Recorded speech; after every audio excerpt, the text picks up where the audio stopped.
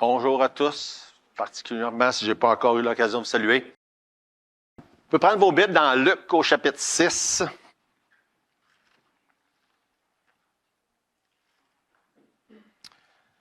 Luc au chapitre 6,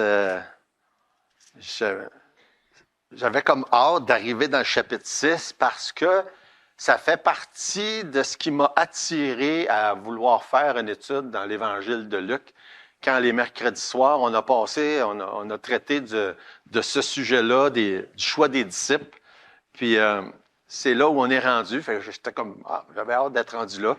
Puis c'est vraiment un passage qui a beaucoup de choses intéressantes pour plusieurs raisons.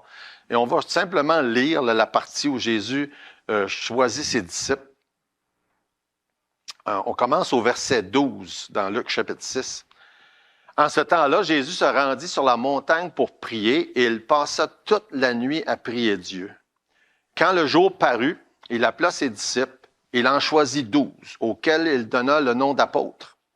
Simon, qu'il nomma Pierre, André son frère, Jacques, Jean, Philippe, Bartholoméo, Matthieu, Thomas, Jacques, fils d'Alphée, Simon appelé le Zélote, Jude, fils de Jacques, et Judas Iscariote, qui devint traître. On va prier.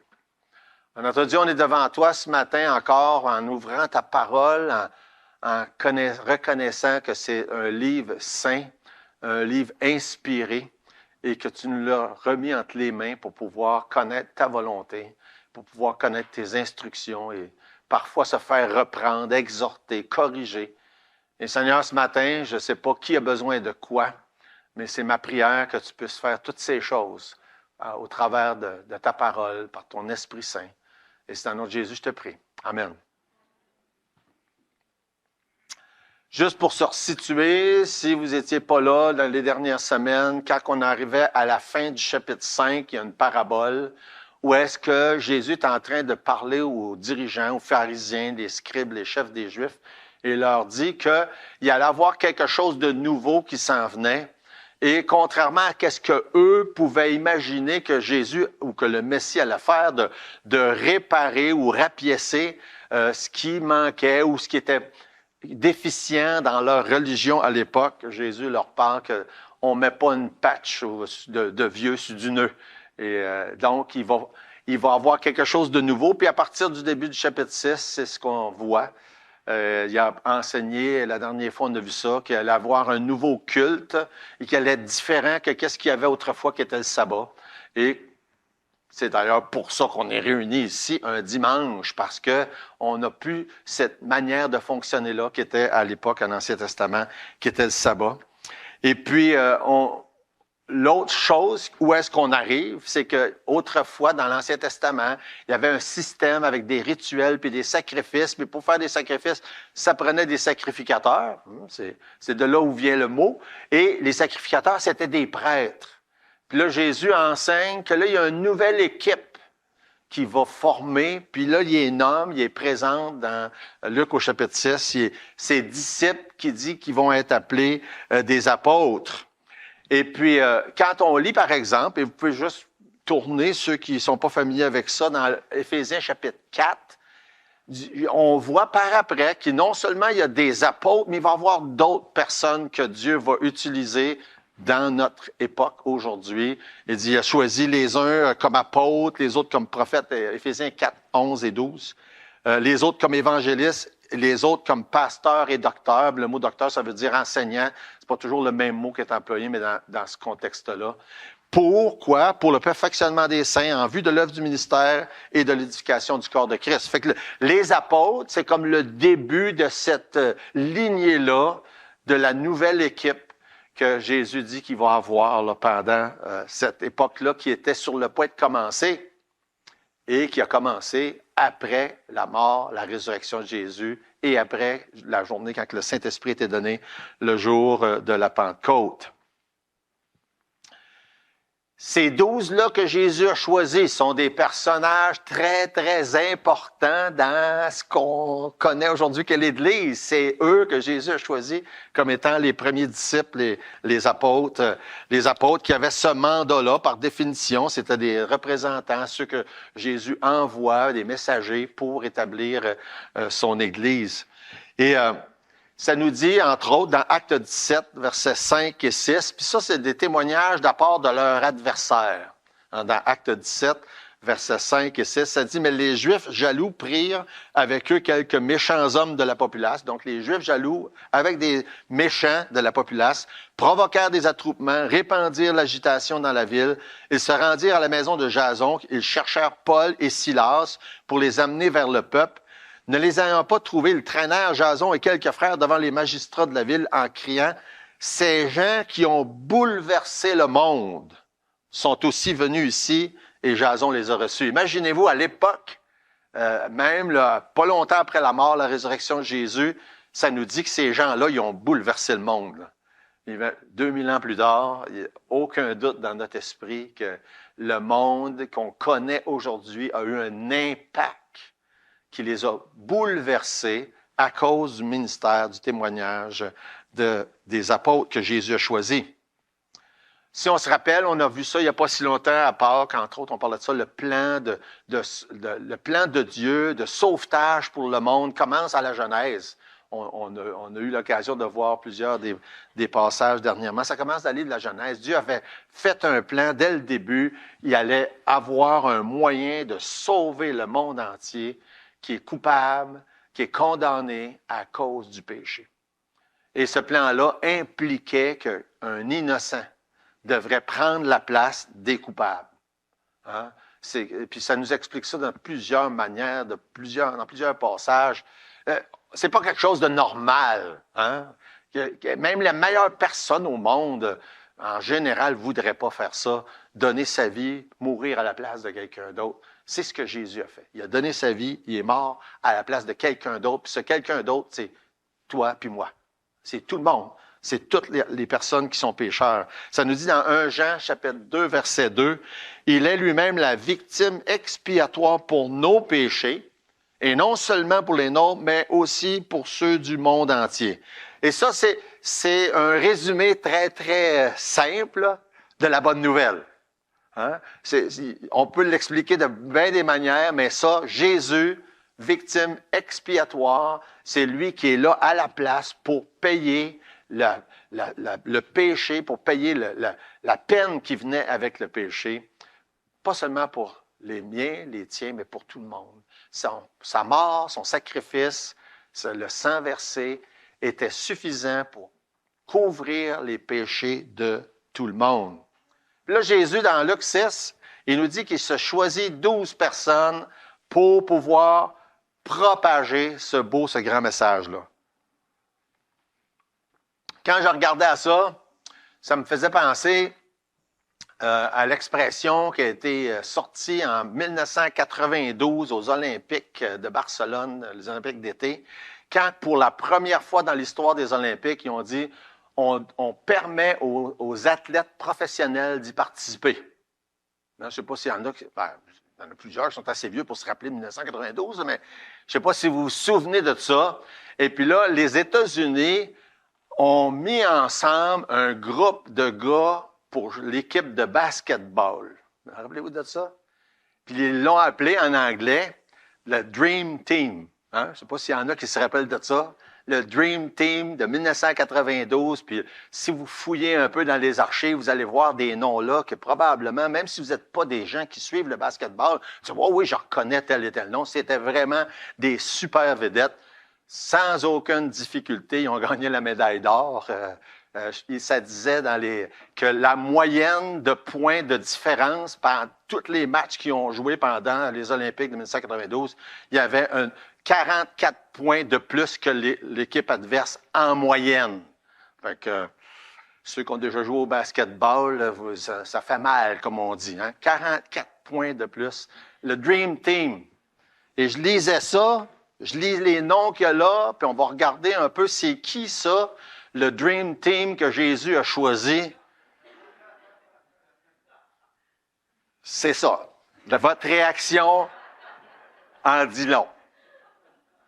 Il me semble que c'est pas une équipe de médailles d'or. Hein? C'est étonnant. C'est étonnant. Mais il y a des raisons pour ça. On va essayer de voir, en regardant toutes ces personnes-là que Jésus a choisies, et comment on peut retirer des leçons pour nous aujourd'hui. Puis clairement, il les nomme là dans Luc 6, mais ils sont nommés souvent. Ils sont nommés à plusieurs reprises, dans plusieurs contextes. Puis il y a une raison. Dieu ne dit pas des choses sans aucune raison. Fait qu'il veut absolument qu'on les reconnaisse, qu'on sache c'est qui. Puis dans un passage, puis dans un autre passage, là, ça te donne un détail sur un, puis un autre détail sur l'autre. Il y en a pour lesquels on a très peu de détails, mais il y en a par contre, on a beaucoup de détails. Mais cette équipe-là que Jésus a choisie, leur mission est beaucoup plus importante que celle de 1992 aux Olympiques de Barcelone. Et puis, évidemment, Dieu n'a pas la même définition que nous, que le monde, que qu'est-ce que c'est un Dream Team. Et il a choisi ces hommes-là avec des raisons qu'il ne nous dit pas toujours exactement pourquoi, mais il les a choisis, puis il veut qu'on sache qu'il les a choisis parce qu'il le répète souvent. Verset 12. Avant de les choisir, avant de nous les présenter comme on les présente dans le verset suivant. On sait que quelques-uns d'entre eux les avaient déjà rencontrés, on l'a vu à quelques reprises dans les chapitres précédents. Mais là, c'est comme la présentation officielle, puis c'est comme là qu'il dit, voici mon équipe que j'ai choisie pour la grande mission importante qu'ils vont aller faire ensemble.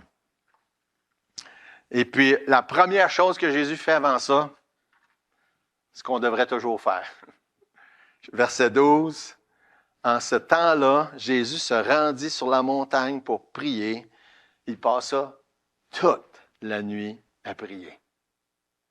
Il faut se poser la question, pourquoi est-ce que Jésus prie? Hein? Jésus est Dieu, puis il est homme en même temps. Puis c'est des questions que je sais qu'il y en a qui se posent, parce que je me suis déjà fait poser la question. Mais pourquoi est-ce que Jésus prie, premièrement? Pourquoi est-ce qu'il passe toute la nuit à prier? Pourquoi est-ce qu'il passe toute la nuit à prier cette fois-là? Et ça devrait nous aider à réfléchir, puis je le dis souvent, à chaque fois que je vois des passages qui parlent de prière, Dieu me convainc que je dois prier plus. À chaque fois, ça m'interpelle. Prie plus. Si Jésus avait besoin de prier, tu as besoin de prier. Et beaucoup plus que lui. Si Jésus a passé des nuits à prier, bien là, je vous pose la question. À part de quand vous faites de l'insomnie, parce que moi, ça m'est arrivé à quelques reprises, as-tu souvent, ou as-tu des fois, passé des nuits au complet à prier? Hein? Bonne question. Et je pensais justement à la situation que nos frères vivent aujourd'hui, puis je me disais, il faut qu'on prenne ça à cœur, de prier dans des situations vraiment particulières, de prier d'une manière intensive. Jésus, lui, savait que c'était important et il passe toute la nuit à prier parce qu'il dit là, ça c'est la gang que je vais choisir pour accomplir la tâche si importante d'établir les bases pour l'Église qui va bouleverser le monde puis qui va transporter le message le plus important qu'il n'y a pas, celui de la bonne nouvelle en Jésus. Fait qu'il s'en va là, puis il prie toute la nuit. Puis une des raisons pourquoi Jésus prie, puis pourquoi il a besoin de prier, bien, c'est parce que ça nous dit dans Philippiens chapitre 2 que pendant son incarnation, il a mis de côté ses habilités, ses qualités de Dieu, puis s'est volontairement soumis à la volonté du Père pendant ce temps-là. Puis c'est pour ça qu'on voit Jésus prier. Et c'est vraiment quelque chose qui dépasse notre entendement, notre compréhension, mais c'est ce que Jésus a fait. Fait qu'il se retire loin du bruit, loin de l'achalandage, puis il prie. Il sait qu'il a besoin de faire ça, tout comme nous, on a besoin de faire ça. Hein, de s'éloigner du bruit, de l'achalandage, puis de prier. Puis Jésus connaît les cœurs. Puis il sait qui va choisir, puis il sait pourquoi il va les choisir, même si des fois on se demande, nous, pourquoi. Et ça nous donne aussi un bon aperçu de, un, comment on fait des décisions importantes, de deux, comment on choisit des leaders. Ça donne que j'ai l'occasion à plusieurs reprises avec les réunions du conseil quand je vais à Cleveland, où est-ce qu'il y a des changements dans le leadership. Puis un des éléments toujours, oui, il y a certaines, on va regarder certaines qualifications, mais la prière est toujours un élément majeur dans le choix des leaders que Dieu veut employer. Et vous devez, nous devons prier pour les dirigeants. Dieu nous le dit de le faire, pour prier pour nos dirigeants politiques.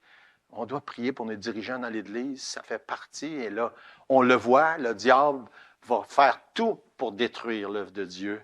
Et c'est important qu'on continue à prier. On prie pour le choix, on prie pour la suite aussi, de bien prier pour les dirigeants.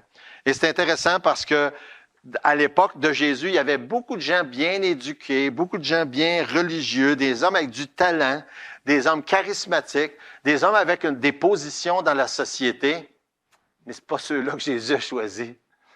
C'est quelque chose quand même quand on pense à ça. Il prend des gens qui semblent ne pas avoir les prérequis nécessaires. Là, on se pose encore la même question. Mais comment ça se fait que Jésus prend des gens qui ne semblent pas avoir les prérequis nécessaires? Bien, une des raisons, puis ça, ce n'est pas négligeable non plus, lui sait qu'il va prendre 3 ans pour les enseigner. Hein?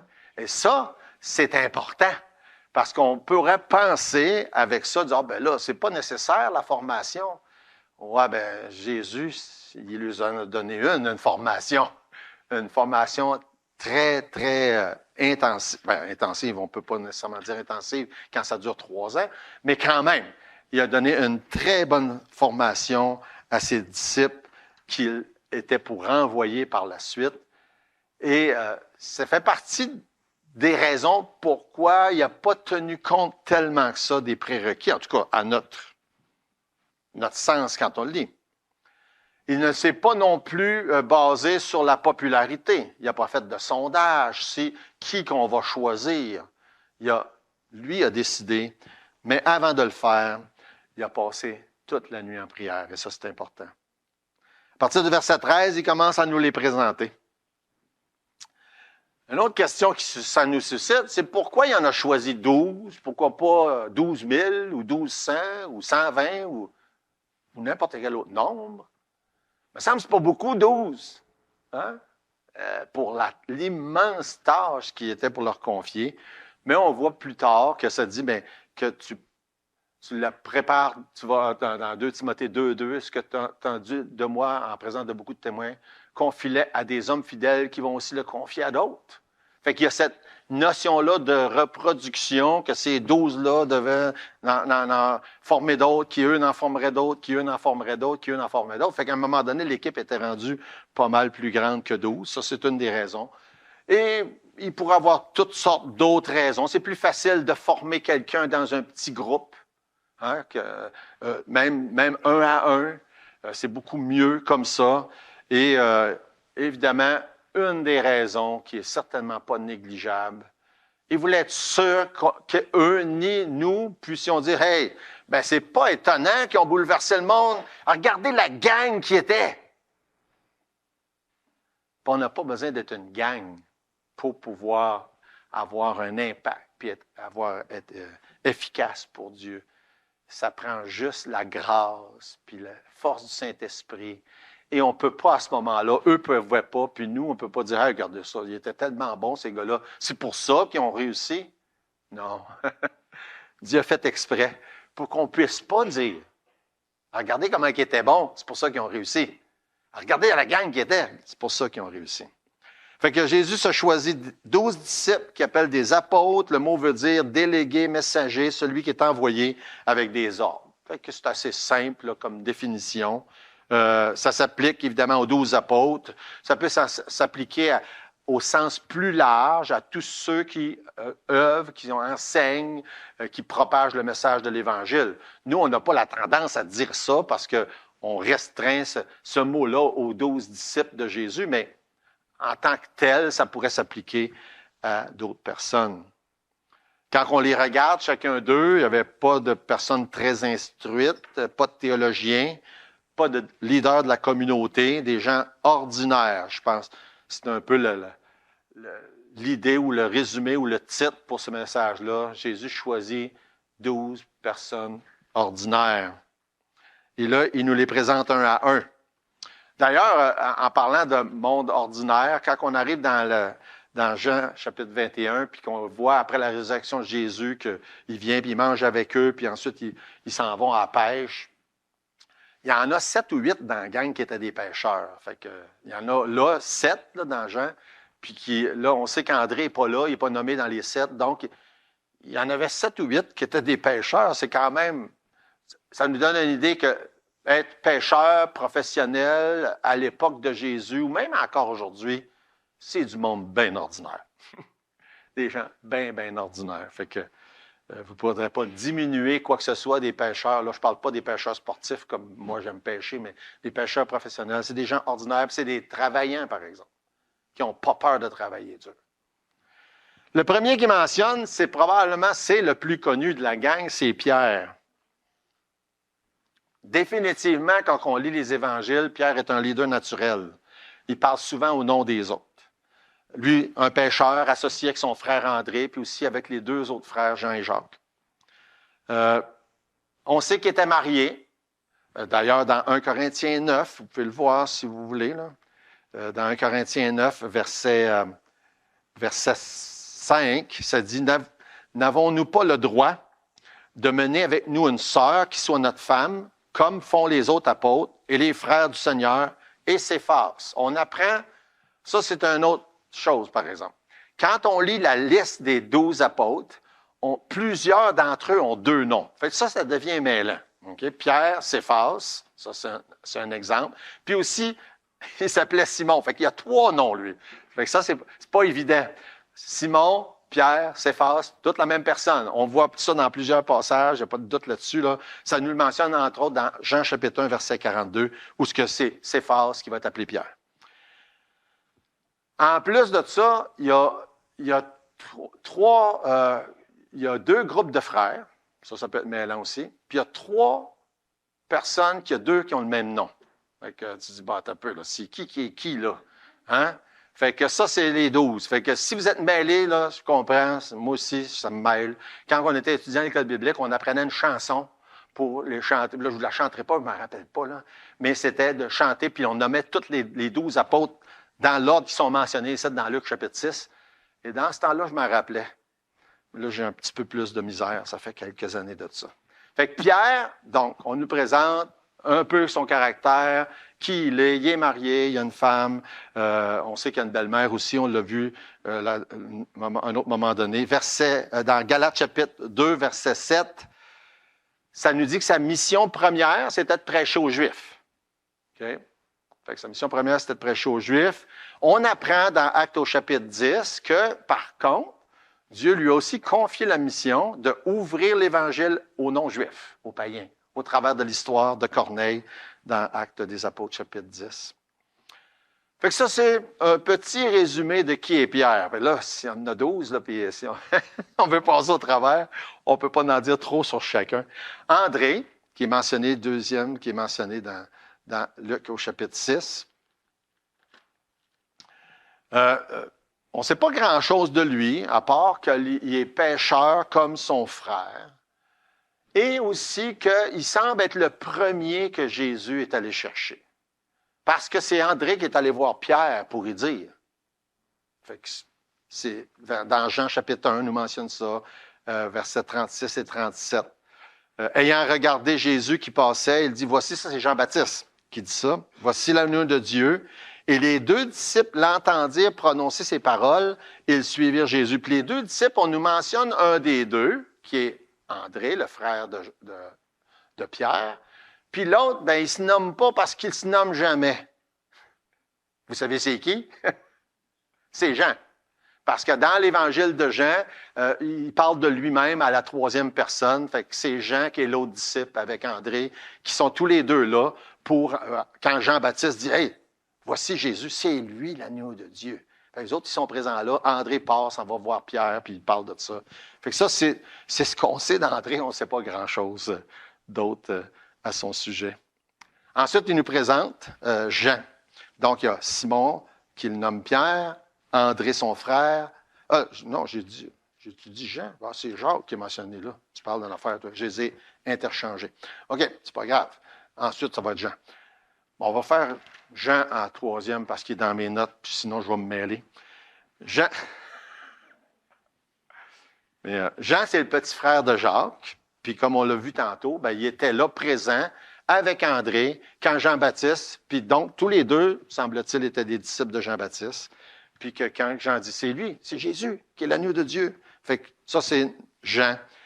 Et Jean, avec Jacques, son frère, puis avec Pierre, font partie du groupe des trois sélects. Hein? Ça, c'est vraiment, on pourrait les appeler, bon, on pourrait quasiment les appeler les All-Stars. Si on veut continuer dans le langage sportif, c'est vraiment les trois qu'on voit constamment, que Jésus prend à part des autres, puis ils sont le groupe sélect des trois. Pierre, bon, vous connaissez l'expression Pierre, Jean, Jacques, ça vient justement de là. Fait qu'il y a Jean, qui est l'auteur de l'Évangile de Jean en passant. Et ça nous dit dans Luc au chapitre 9, verset 28. Luc chapitre 9, verset 28. Environ 8 jours après qu'il eut dit ces paroles, Jésus prit avec lui Pierre, Jean et Jacques, et il monta sur la montagne pour prier. Et ça, on le voit à plusieurs reprises. Ces trois personnes-là sont là, présentes de manière plus intime, plus particulière avec Jésus. Jean, d'ailleurs, qui est appelé le disciple que Jésus aimait. On le voit à plusieurs reprises. Il y a ce lien-là très étroit avec Jésus. Dans Jean chapitre 13, par exemple, verset 23, ça dit « Un des disciples, celui que Jésus aimait, était couché sur le sein de Jésus. » Ensuite, chapitre 21, verset 20. Pierre s'étant retourné, vit après eux le disciple que Jésus aimait. Puis Jean, bien évidemment, comme je disais tantôt, il parle de lui-même à la troisième personne. Celui qui, pendant le souper, s'était penché sur la poitrine de Jésus et avait dit, « Seigneur, qui est celui qui te livre? » C'est lui qui est écrit. C'est lui qui a écrit l'Évangile de Jean, OK? Ça, je pensais, ça, c'est dans mes notes à moi. Là. Ses disciples, verset 21, chapitre 21, verset 24, ses disciples qui rend témoignage de ces choses et qui les a écrites. Et nous savons que son témoignage est vrai. Fait que tout ça prend toute forme à mesure qu'on avance. Jean, celui que Jésus aimait, c'est lui qui a écrit l'Évangile de Jean. Et Jacques, c'est le quatrième, ou le troisième, puis moi c'est le quatrième, le frère de Jean. Puis lui aussi, c'est vraiment, même s'il fait partie du groupe sélect des trois, c'est pas un dont on entend parler beaucoup. On ne sait pas grand-chose d'autre. Et on sait une chose, les 4 premiers disciples qui sont mentionnés, c'est 2 groupes de frères. Hein? Pierre et André, Jean et Jacques. Puis ils sont associés dans la vie. C'est des pêcheurs, ils travaillent ensemble. On apprend ça à mesure qu'on avance. Maintenant, ce qui rend ça encore plus compliqué, c'est que non seulement il y a 2 Jacques qui sont disciples, mais il y a 3 Jacques. Parce qu'il y en a un troisième. Puis lui, il n'est pas dans les apôtres. Puis lui, c'est un des frères de Jésus. Puis c'est lui qui a écrit l'épître de Jacques. Fait que ça se peut des fois que quand on lit, on se dit, attends un peu, là, de quel Jacques qui est question? Hein? Ben, moi, je peux vous dire, moi, ça m'arrive, là. Attends un peu, là. Là, il faut que je retourne voir. Ben, c'est vrai que c'est mêlant. 3 qui portent le même nom, 2 qui sont disciples. Et Jacques, qui est mentionné ici, c'est le premier martyr. Dans le sens, je ne devrais pas dire ça, c'est le premier des apôtres qui est martyr. Et c'est le seul que ça nous dit dans la Bible. Dans Actes des apôtres au chapitre 12, verset 1, ça nous dit, « Vers le même temps, le roi Hérode se mit à maltraiter quelques membres de l'Église et il fit mourir par l'épée Jacques, frère de Jean. » Fait que Jacques, c'est le premier apôtre. Puis la tradition puis les écrits en dehors de la Bible nous parlent que plusieurs des apôtres sont morts martyrs, mais lui, c'est le seul que ça le dit dans la Bible. Le seul des 12 apôtres qui est mort martyr à cause de ce qu'il faisait, à cause du message de l'Évangile. Vous savez, c'est quelque chose, quand on y réfléchit, Jésus est mort à cause qu'il voulait sauver le monde. Jacques est mort à cause qu'il annonçait que Jésus est mort, à cause qu'il voulait sauver le monde. Et des dizaines, des milliers, des millions d'autres dans l'histoire de l'Église ont subi le même sort. Et c'est quelque chose qu'il faut faire de temps en temps, d'aller sortir ces livres-là puis lire au sujet de ceux qui ont porté le témoignage de l'Évangile et qui ont payé un prix comme ça. Et ça commence là, avec Jacques et Étienne, c'est le premier des martyrs dans les Actes, mais lui, c'est le premier des 12 qui est mort martyr. Philippe, ensuite. Je trouve que Philippe est un personnage intéressant. Puis, j'ai comme mélangé ce que ça nous dit de Philippe et de Barthélemy. Puis Barthélemy, un autre qui a 2 noms. C'est quoi son autre nom? Nathanaël. Ça fait que là aussi, c'est mêlant. Ça fait que de Philippe et Nathanaël ou Barthélemy, j'aime mieux l'appeler Nathanaël, je ne sais pas pourquoi, mais là, il est mentionné Barthélemy, mais c'est la même personne, clairement, dans d'autres listes. Au lieu de dire Barthélemy, puis avec tous les mêmes autres détails, on dit Nathanaël. Fait que clairement, il y a 2 noms. Pourquoi ils ont 2 noms? Souvent, il y a le nom juif puis le nom grec. Fait que c'est souvent pourquoi ils ont 2 noms, comme Pierre. Puis, par exemple, Séphas, c'est le mot grec qui veut dire Pierre, puis tandis que Simon, c'était son nom juif. Fait que vous voyez comment c'est comme ça que ça fonctionne, puis c'est pour ça que ça peut être mêlant. Fait que j'aime ça, Philippe et Barthélemy ou Nathanaël, ils sont comme ensemble parce que Philippe, qu'est-ce qu'on sait de Philippe? C'est qu'aussitôt qu'il a rencontré le Seigneur, il est allé voir son ami pour y en parler. Fait que ça, il y a quelque chose d'intéressant, dans Jean 1, parce que je réfère souvent avec Jean 1. Jean 1, verset 43, le lendemain, Jésus voulut se rendre en Galilée, il rencontra Philippe et lui dit, « Suis-moi ».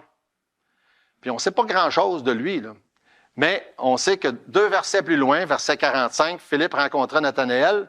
Encore là, vous voyez, on lit dans Luc, Barthélemy, puis on lit dans Jean 1, Nathanaël. Philippe rencontra Nathanaël, lui dit, « Nous avons trouvé celui de qui Moïse a écrit dans la loi et dans les prophètes, ont parlé, Jésus de Nazareth, fils de Joseph. » Il dit, « Regarde, on l'a trouvé. » Fait il vient de rencontrer Jésus, il part sans voir son chum, puis il en parle. Quel exemple, hein? Ce Philippe-là, il témoigne aussitôt qu'il a l'occasion. Il rencontre Jésus, puis il dit, je veux que mes amis le rencontrent aussi.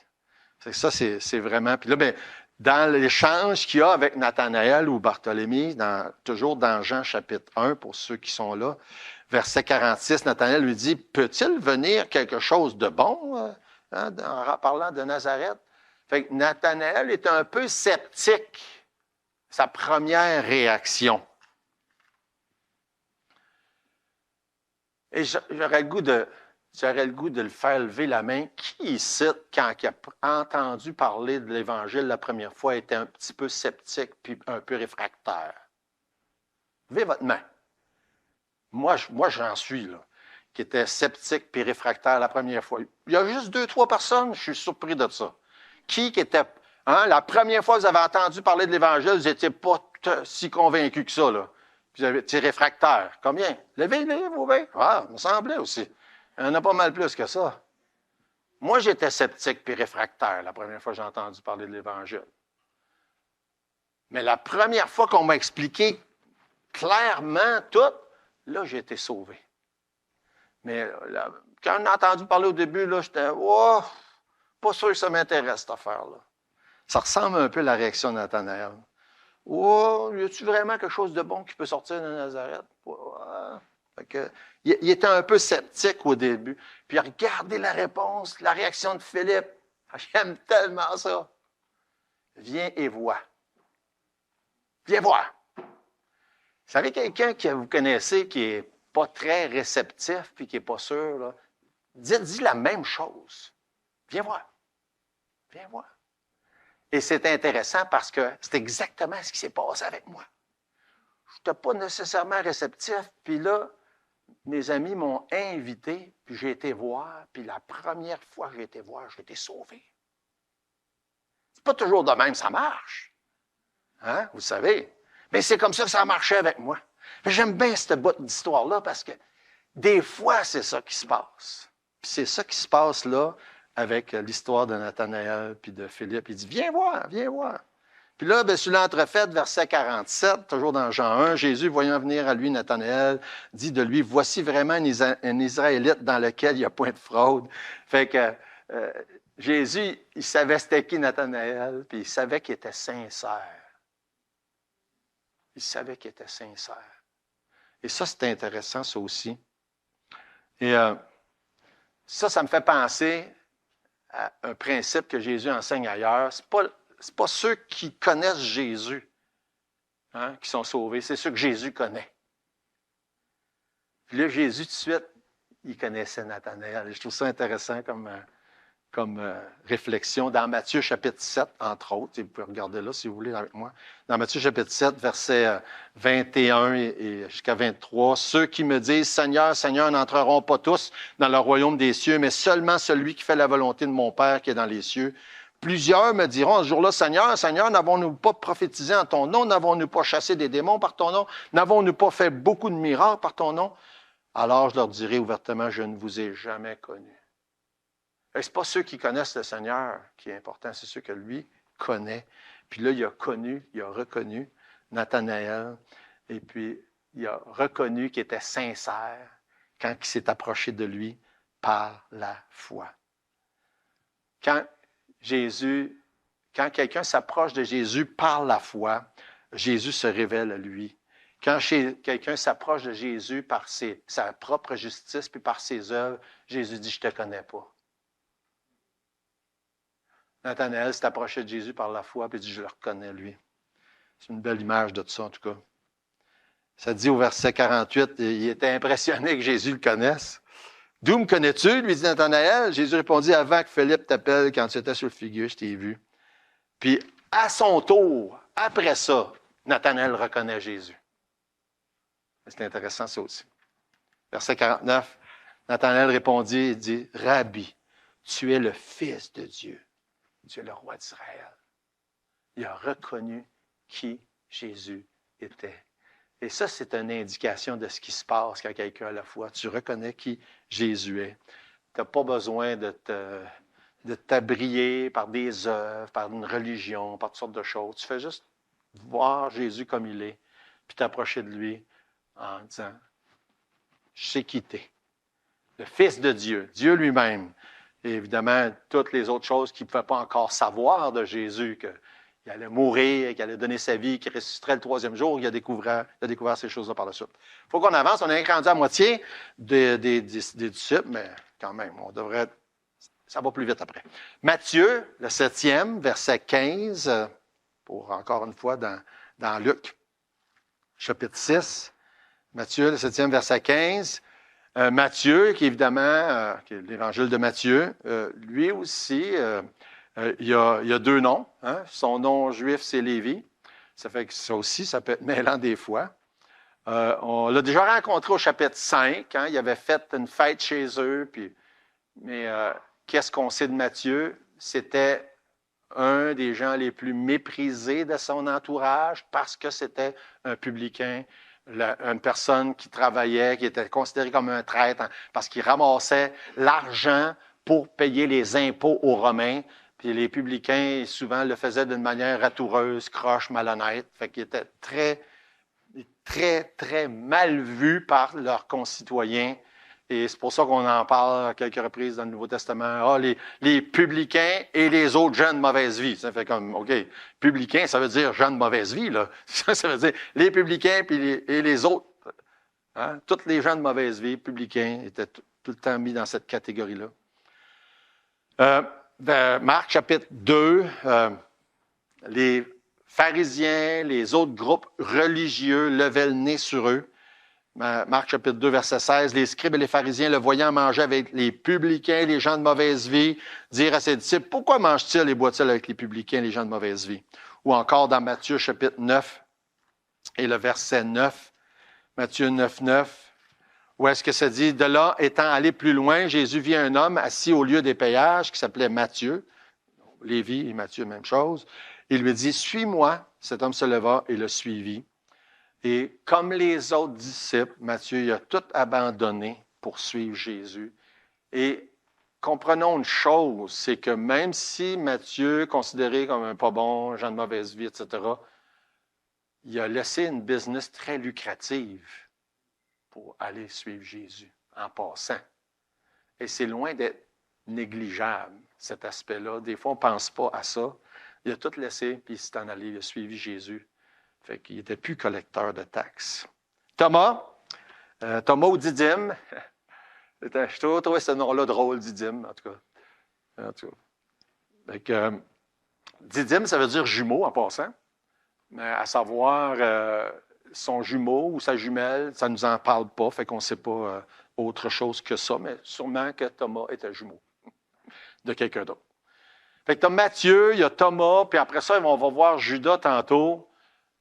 3, qu'on pourrait dire, personnages douteux ou louches, ou je ne sais pas quel autre mot employer.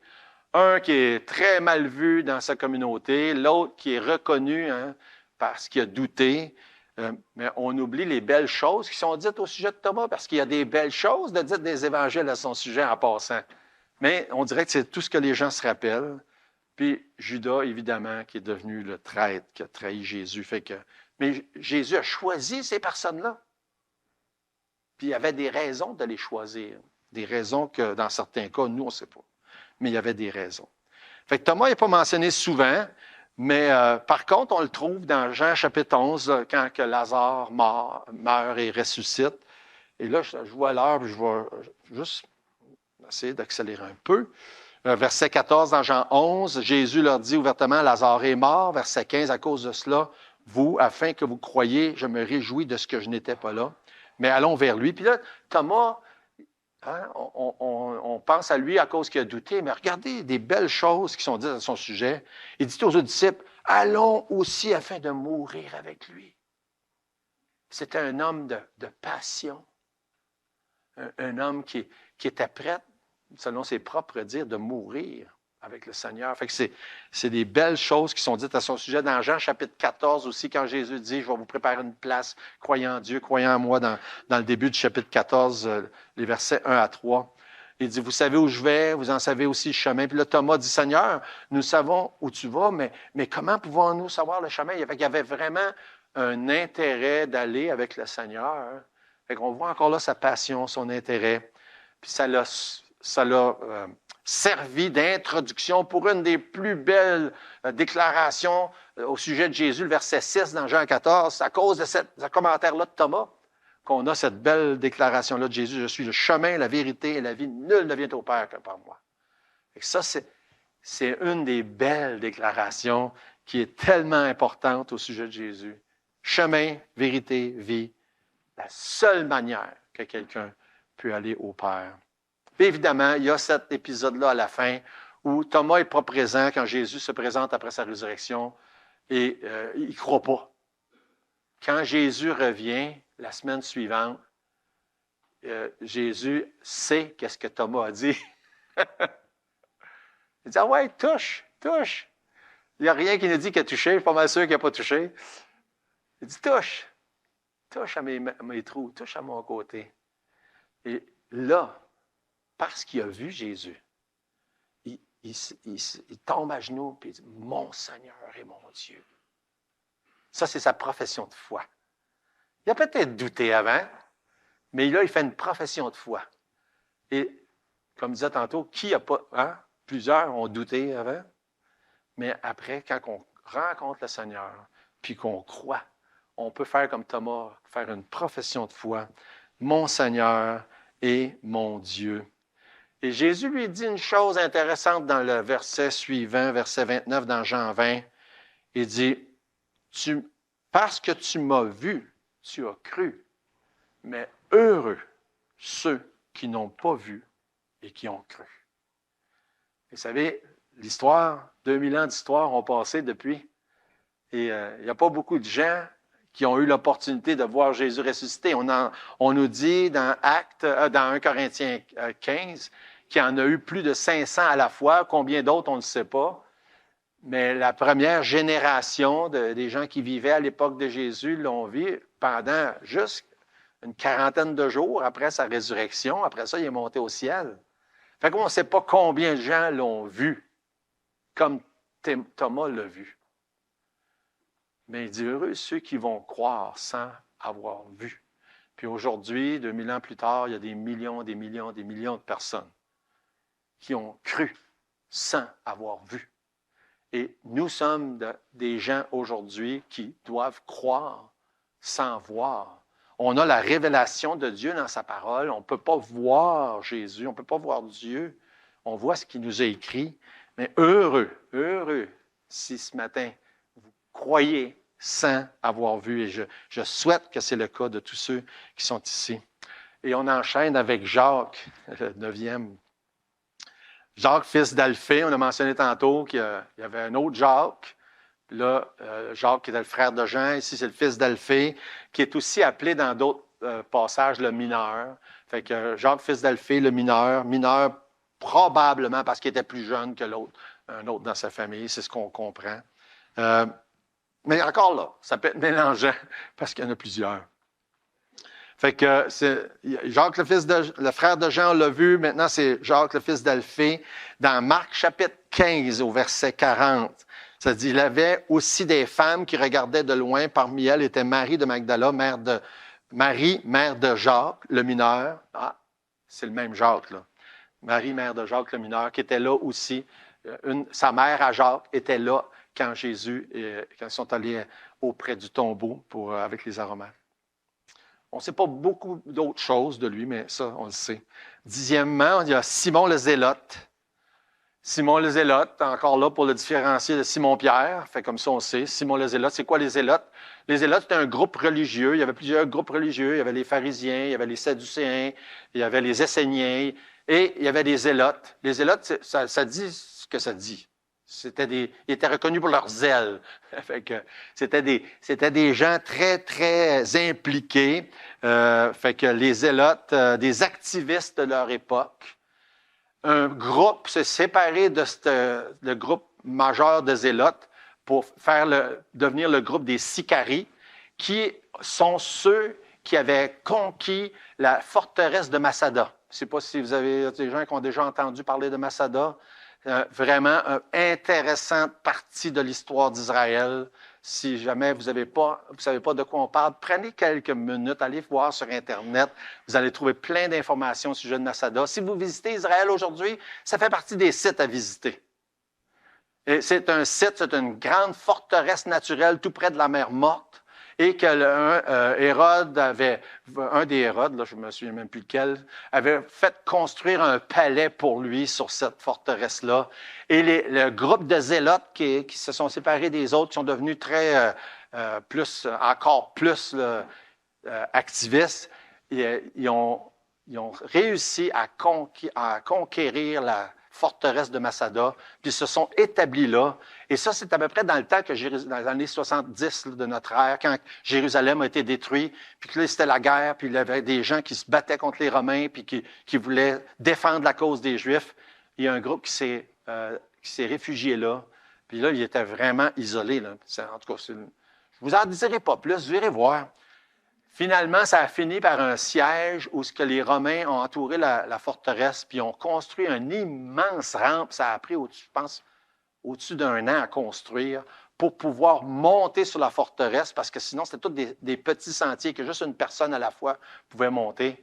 Et c'est comme ça qu'ils ont réussi à atteindre ce groupe de zélotes-là, parce que c'était comme une insulte là, pour les Romains, ce petit groupe-là qui continue. Puis là, des fois, ils sortaient, puis ils allaient en cachette faire des batailles. En tout cas. Et finalement, quand ils sont arrivés en haut, ils s'étaient tous suicidés. Les 960 personnes qui étaient là. En tout cas, je vais arrêter là-dessus. Simon le Zélote, OK? 11e, on parle de Jude, fils de Jacques. Et là aussi, c'est mélangeant, parce que Jude et Judas, c'est le même mot. Et on veut les différencier. Mais Jude, fils de Jacques. Puis là, il y a Judas par la suite, même mot en grec. Puis il y en a un autre, le livre de Jude. Et le livre de Jude, il nous dit qu'il est le frère de Jacques, qui est le Jacques qui a écrit l'Épître de Jacques, mais ils sont aussi mentionnés tous les deux dans les frères de Jésus. Fait que ça, c'est pas lui, là. lui, c'est Jude-là, mais le frère, celui qui écrit l'épître de Jude, celui qui écrit l'épître de Jacques, c'était deux frères de Jésus. En passant, dans Marc chapitre 6, verset 3, ça nous les nomme. N'est-ce pas le charpentier, le fils de Marie, le frère de Jacques, de José, de Jude et de Simon?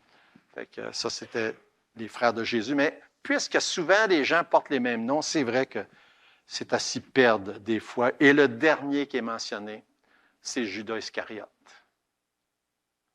Y a-t-il vraiment quelque chose qu'on a besoin de dire? Pas tant. Hein? Celui qui est déjà appelé par Jésus, le traître, celui qui le trahit.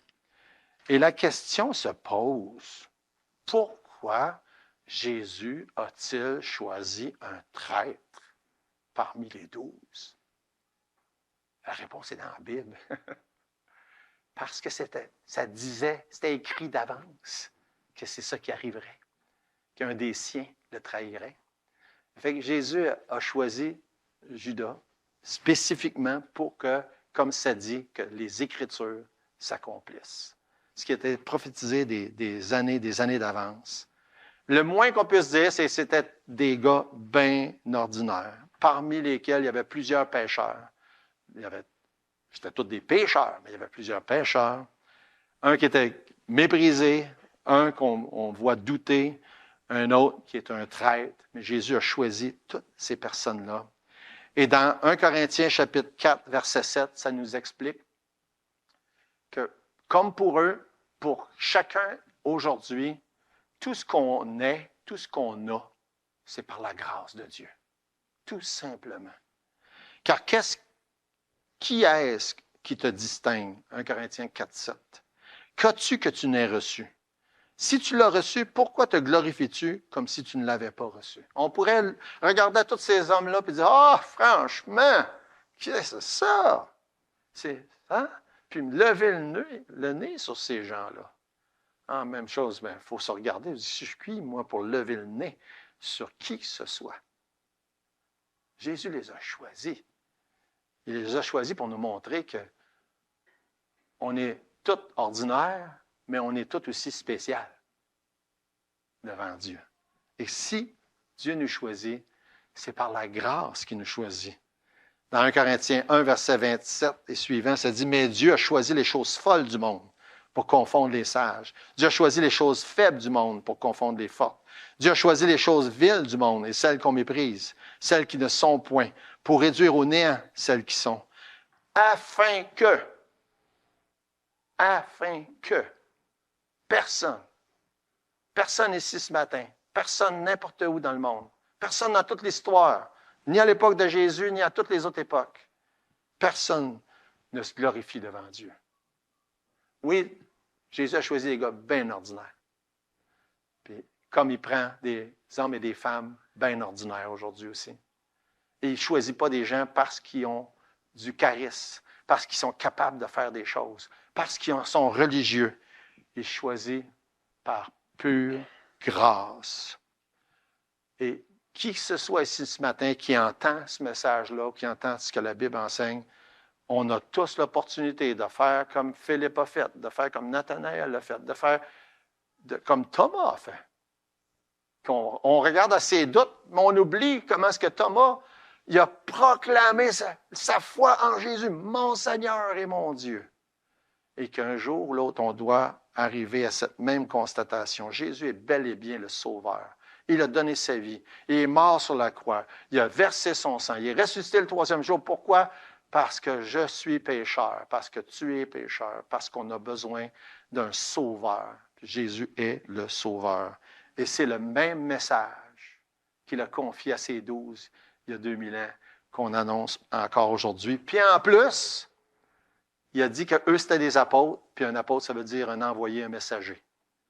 En plus, on est aussi, à notre tour, si on a reçu Jésus comme sauveur par la foi, un envoyé, puis un messager. Prions. Notre Dieu, merci pour ta belle parole. Permets que ces exemples de gens ordinaires puissent servir dans nos vies à participer à cette grande tâche, cette grande mission extraordinaire que tu nous as confiée. Dans notre Jésus, amen.